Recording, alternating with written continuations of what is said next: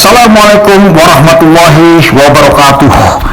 Bertemu kembali di sini saya Saifuddin Tahir akan berbagi perihal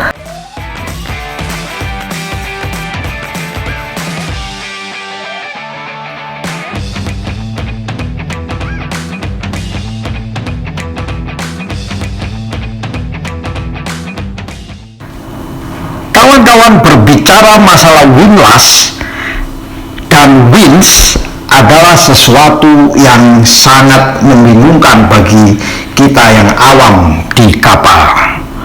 Seperti kita ketahui bersama bahwa win-loss itu digunakan untuk mengangkat dan menurunkan rantai jangkar dan jangkarnya. Sedangkan yang dimaksud dengan wins adalah digunakan untuk kegiatan menambat kapal atau mooring.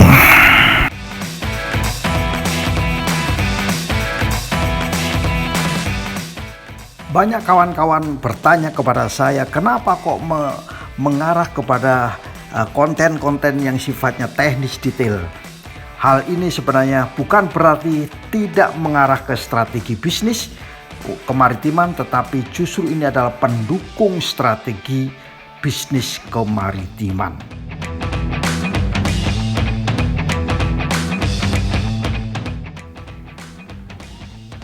Strategi yang dilakukan oleh suatu negara melakukan scrapping atau memotong kapal itu sebenarnya karena strategi saking rendahnya tarif muatan pada saat itu dan jumlah kapal sangat tinggi, sehingga kebijakan suatu negara yaitu mengurangi jumlah kapal, kemudian sedemikian hingga akhirnya tarif akan bisa naik kembali.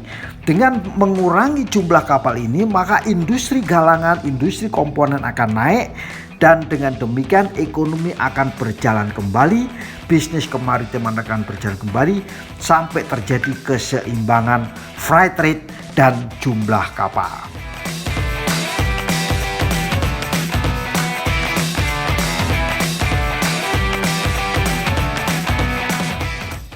Kembali kepada topik semula, bila mana kita melakukan satu scrapping activities, kemudian kita menemukan win-loss, apakah win-loss tersebut harus di-scrap atau masih bisa digunakan kembali?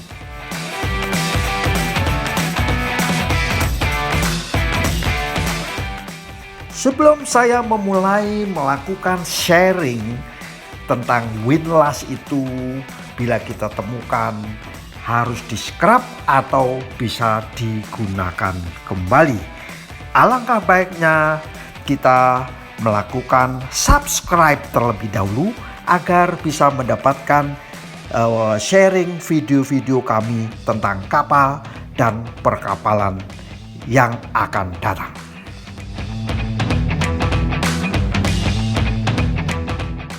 Tip pertama dari saya perihal win-loss bisa dipakai kembali atau harus di-scrap.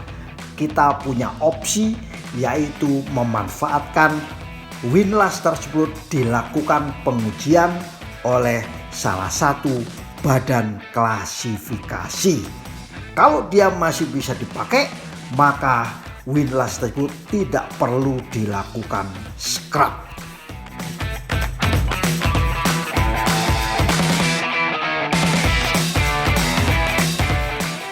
Sedangkan pendukung daripada win-loss yaitu perpipaan ya, sistem hidrolik serta kelistrikannya, misalnya ada motor, switchboard atau tempat starter, panel alarm dan lain sebagainya, biasanya hal ini mengalami kerusakan dan dilakukan scrapping.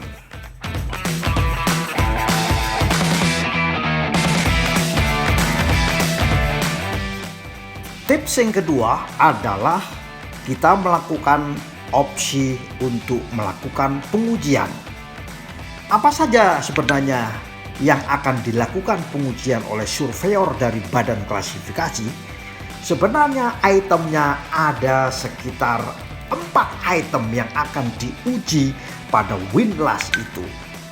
Yang pertama yaitu tentang poros utama daripada windlass atau main shaftnya. Pasti akan diperiksa oleh surveyor apakah ada keretakan ataukah ada deformasi atau ada terjadi hal-hal yang menjadikan defect kepada windlass tersebut bila dioperasikan.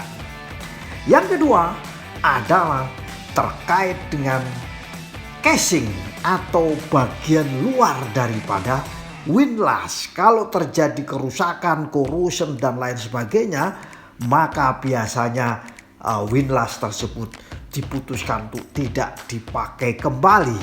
Apalagi drum itu adalah bulatan yang digunakan untuk memutar rantai atau memutar tali tros, atau bahasa Inggrisnya kita sebut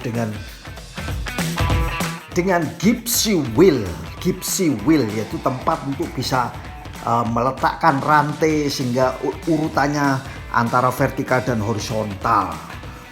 Yang ketiga adalah mengenai sistem hidrolis. Kalau sistem hidrolisnya tekanannya udah bagus, masih tekanannya bagus, pipa-pipanya juga masih bagus, kemudian masih bisa dioperasikan melalui suatu electrical sistem listrik tertentu, maka biasanya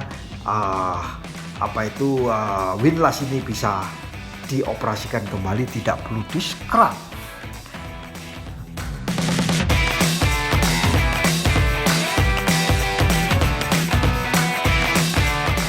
Dan yang keempat adalah terkait dengan guide roller, chain stopper, dan namanya guide pin.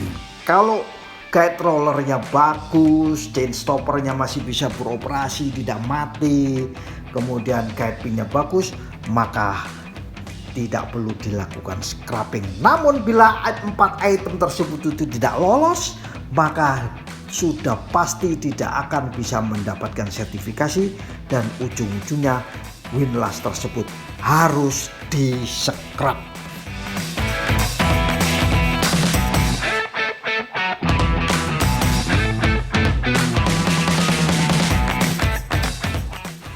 Demikianlah sharing singkat dari saya perihal scrap kapal, dan kita menemukan windlass dan apakah itu windlass bisa dipakai lagi atau terpaksa harus di-scrap. Kami membutuhkan komen-komen dari para kawan-kawan semua agar kita bisa meningkatkan pada video-video kami berikutnya. Bisa like dan subscribe. Wassalamualaikum warahmatullahi wabarakatuh.